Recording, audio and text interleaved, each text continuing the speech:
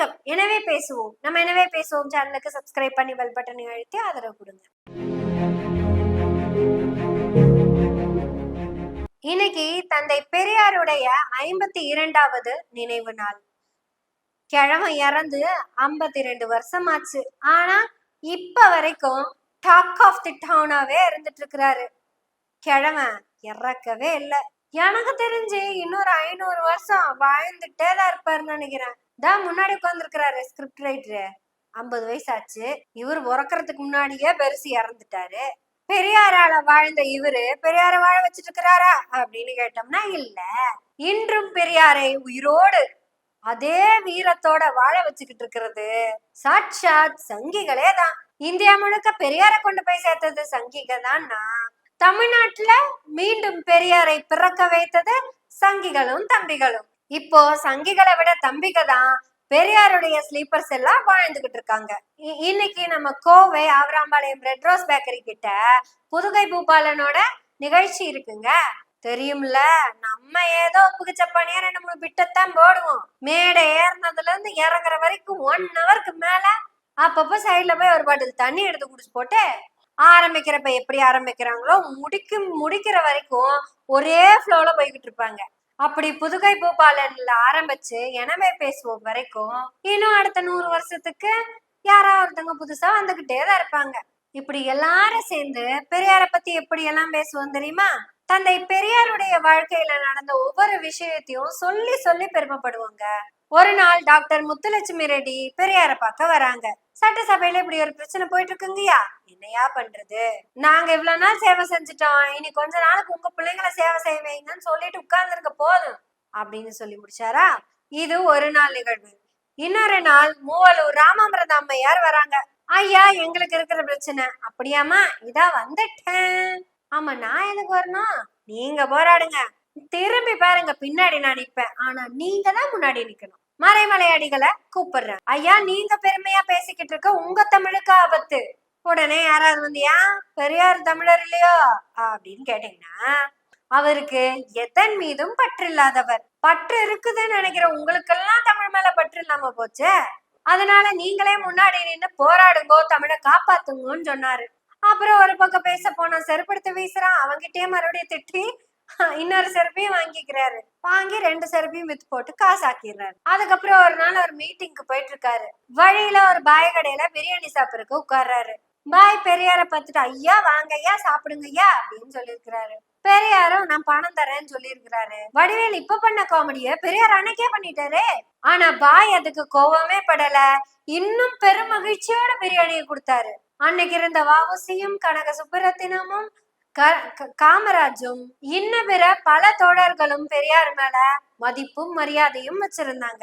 இன்ன பிற தலைவர்களும் பெரியாட்களும் பெரியார் மேல அவ்வளவு மதிப்பும் மரியாதையும் வச்சிருந்தாங்க.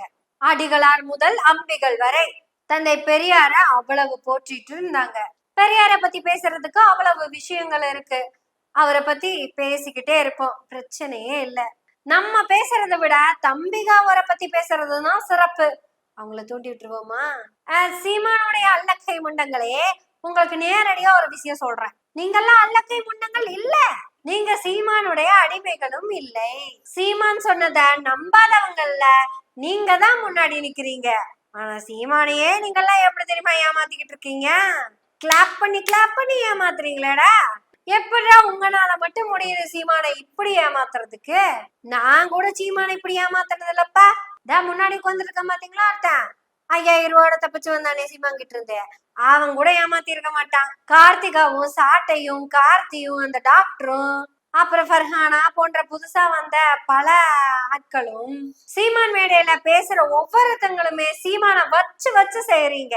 ஒவ்வொரு மேடையிலயும் நாங்க சீமான நம்பல நீங்க படிச்சு சொன்னதையெல்லாம் புரிஞ்சுக்காம போயிட்டோமே, புரிஞ்சுக்காம போன பாவிகளா ஆயிட்டோமே நாங்கெல்லாம் வருத்தப்பட்டு இருக்கேன். அட, இத்தனை நாள் எனக்கு இந்த விஷயம் தோணாமலே போயிருச்சு. எப்படி இவ்வளவு சீரியஸா சீமானை இப்படி நம்ப வச்சு ஏமாத்தி இருக்கிறீங்க? எஸ், சீமானை இவங்க நம்ப வச்சு ஏமாத்திட்டு தான் இருக்காங்க அப்படின்னு ப்ரூஃபோட ப்ரூவ் பண்றேன். இது வரைக்கும் சீமானுடைய அல்லக்கைகள் எடுத்து பேசின அத்தனை விஷயங்களையும் எடுத்து பாருங்க. சீமான் கூடயே இருக்கிற சாட்டையில இருந்து கார்த்தியில இருந்து யாரு பேசுறத வேணாலும் எடுத்து பாருங்க. அவங்க கிட்ட இந்த கேள்வியும் கேளுங்க, ஏன் நீங்க சீமான நம்பல?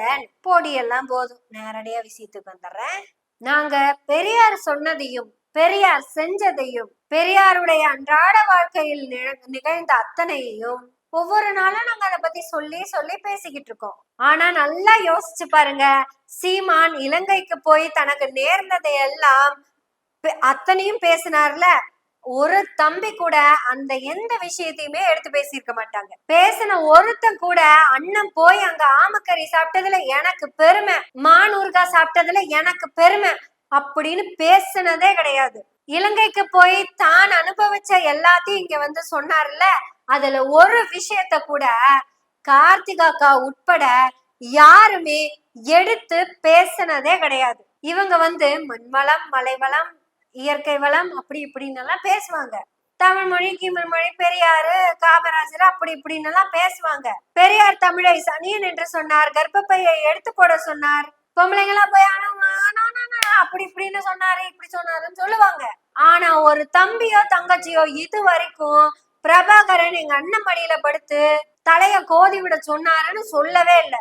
எங்க அண்ணனோட வாழ்த்துக்கள் படம் ஃபெயிலியர் ஆனதுக்கு பிரபாகரன் சங்கடப்பட்டாரு, வருத்தப்பட்டாரு, யாருமே பேசல. அட எங்க அண்ணன் சுட்ட அந்த AK-74 அரிசி கப்பல் அந்த கதைய பத்தி ஒரு தம்பியோ தங்கச்சியோ பேசுனது கிடையாதுங்க. அட இப்ப சமீபத்துல புதுசா வந்த நியூஸ் அதான் அந்த மானூர்கா, அத பத்தி ஒரு தம்பியோ தங்கச்சியோ பேசலைங்க. இன்னைக்கு வரைக்கும் சீமா பெருமை பீத்தி நடந்துட்டு இருக்கிற விஷயம் ஒண்ணு தெரியுமா? தமிழ்நாட்டிலேயே ஏன் இந்தியாலேயே AK-74 தொட்டு சுட்ட ஒரே ஆள், ஏன் முதல் ஆள் எங்க அண்ணன் சீமான் தான் அப்படின்னு யாரும் பேசுனது இல்லையே. ஆனா சீமான் பேசும்போதெல்லாம் முதலாள் நான் தான், முதலாள் நான் தான், முதல் நாள் நான் தான் பீத்திக்கிட்டே திரிவான். ஆனா ஒரு தம்பி அதை எடுத்து பெருமையா பேசுனது இல்லையே. இப்ப ரீசெண்டா பீரங்கி சுட்டு பழகி இருக்கிறாரு. என்ன முள்ளிவாய்க்கால் அந்த காட்டுப்பதிலுக்கு தென்னை மரத்துக்கு இடையில கூட்டிட்டு போய் அங்கே நம்ம பிள்ளைகள் எல்லாம் பயிற்சி எடுக்கிறாங்க. சின்ன சின்ன பிள்ளைங்க 20-22 வயசு அந்த மாதிரி இருக்கிற பிள்ளைங்க. அந்த பீரங்கி இதை விசை இழுத்து அடிக்கணும். இந்த தென்னையிலிருந்து ஒரு கயிறு, அங்கிருந்து ஒரு பெட்டி, அட்டைப்பெட்டி வேகமா போகும், அதை குறிபார்த்து அடிக்கணும். ஆமா, பயங்கர கராத்தே பிளாக் பல்ட்டி ஜிம் பாடின்னு போய் அங்கே போய் இழுத்தா இழுக்க முடியல, கேவலமா போச்சு. அப்ப எங்க அண்ணன் என்னாச்சு அப்படிங்கிறாப்புல, சூசை என்ன இல்லை ஒன்றும் இல்லை நான். அப்போ ஒரு தங்கச்சி கிட்ட வந்து காதுக்குள்ள வந்து, அண்ணா இதுக்கு உடல்ல வலு இருந்தா பத்தாதுன்னா உள்ளத்துல வெறி இருக்கணும் நான் வருங்க. திரும்பி எப்படி பார்த்தேன், அப்போ ஒரு வெறியை ஏத்திக்கிட்டு இழுத்து அந்த விஷய இயக்குனேன். அதாவது ஒரு பெண் போராளி வந்து சீமானுடைய காதல் சொல்லியிருக்கார், உடல் வலு மட்டும் பத்தாதே, மனசுக்குள்ள வெறி வேணும். ஆனா சீமான் அதை தவறாக புரிந்து விட்டு மனவெறியை விட உடல் வெறியை அதிகமா வச்சு மதுரையிலேயே நின்னுட்டாரு. இப்ப மானூர்காக்கு அப்புறம் இப்ப புதுசா பீரங்கி எடுத்து சுட்டு பழகி இருக்கிறாரப்பா. அட இது வரைக்கும் சுட்டது போக இப்ப புதுசா பீரங்கில சுட்டிருக்காரு.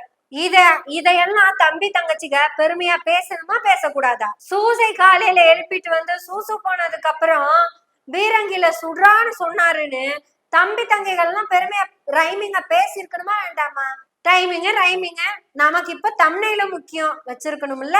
பீரங்கியில் சுட்டவனை விட பீரங்கியே சுட்டவர் தான் என்னன்னு செந்தமிழன் சீமான் அப்படின்னு தம்னையில வச்சிருக்கலாம்ல. ஈழ பெண் போராளி எங்க அண்ணன் காதல வந்து சொல்லுச்சு, கராத்தே உடல் வலுவை கொடுக்கும், ஆனா மனவெறியை கொடுக்காது. அதனால மான்கறிய சாப்பிட்டு மனவெறியை ஏத்துக்கிட்டு வா அப்படியெல்லாம் தமிழில் வச்சிருக்கணுமே. ஏன் நீங்க யாருமே ஒரு ஆள் கூட வைக்கல? அதத்தான் நாங்க சொல்ல வரோம். இது வரைக்கும் சீமான் சுட்ட கதையும் சுடாத கதையும் பீத்தன கதையும் பீத்தாத கதையும் தம்பிங்க ஒரு இடத்துல கூட குறிப்பிட்டு பேசினதே இல்ல. எவனும் இத நம்பவே இல்ல. இந்த போக்கத்தவன் பொழப்பில்லாம புழுகிட்டு திரியறதெல்லாம் நாங்க எப்படா பேச முடியும் அப்படின்னு தம்பி தங்கைங்க நினைச்சிருக்காங்க.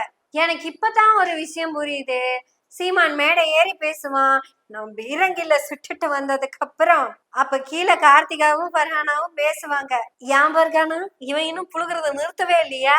அட ஏன் தாய்மாக தான் எப்ப புழுகிறத நிறுத்திருக்கேன், அவன் புழுகிக்கிட்டே தான் இருப்பான். நம்ம ஒண்ணு பண்ணுவோம், இந்த நாய் பேசுறதெல்லாம் நம்ம பேசணும்னா மதிக்க கூட மாட்டாங்க. என்ன வருகானா நம்ம என்னைக்கு பேசி இருக்கிறான் அவன் பேசினதெல்லாம், அவன் புளிக்கிட்டு போறான், நம்ம வேற ஏதாவது பேசுவோம். நம்ம ஈழப்புலிகளை பத்தி பேசணும் அப்படின்னா நமக்கு தான் ராமகிருஷ்ணனும் குளத்தூர் மணியும் டேட்டா கொடுத்துருக்காங்கல்ல, அதை எடுத்து வச்சு பேசுவோம். நம்ம எதுக்கு இவன் விடுற ரீல் எல்லாம் எடுத்து பேசிக்கிட்டு, இவன் ஒரு மனுஷன்னு இவன் பேசுறதெல்லாம் நம்ம பேசுவோம். ஏய் சில்றப்பையா, உன் கூடவே இருக்கிற நீதான் கொன்னேன்னு சொல்லிக்கிட்டு இருக்கிற ஒரு ஆள் கூட உன்னை நம்பல. நீ புழுகுனத ஒரு ஆள் கூட ரிப்பீட்டா பேசுனதே இல்ல. ஆனா நாங்க பெருமையா பேசுவோம். எங்க பெரியார் பேசின விஷயங்களை பத்தியும் அவர் வாழ்க்கையில நடந்த விஷயங்களை பத்தியும் பேசிக்கிட்டே தான் இருப்போம். ஏன்னா பெரியார் தன் வாழ்க்கையில் ஒரு நாளும் ஒரு வார்த்தை கூட தன்னுடைய சுயநலத்துக்காக பேசினதே கிடையாது. அதனாலதான் அவர் என்றும் என்றென்றும் பெரியார். இவரை பத்தி பேசின இந்த வாயால உன்னை பத்தி வேற ஏதாவது வார்த்தையை பேசுறதுக்கு வரல. தப்பு தப்பு தப்பு. நாளைக்கு எஸ்பிஎஸ் பத்தி செல்ற பையனை பத்தி பட்டையை கிளப்பிடுவோம். பெரியாரை பற்றி பேசுவோம் பேசுவோம், மகிழ்ச்சியோடு பேசிக்கிட்டே இருப்போம், பேசுவோம். எனவே பேசுவோம் நாள்தோறும். உங்களுடைய ஆதரவுகளை நன்றிகளோடு எதிர்பார்த்து கொண்டிருக்கிறோம். நன்றி, வணக்கம்.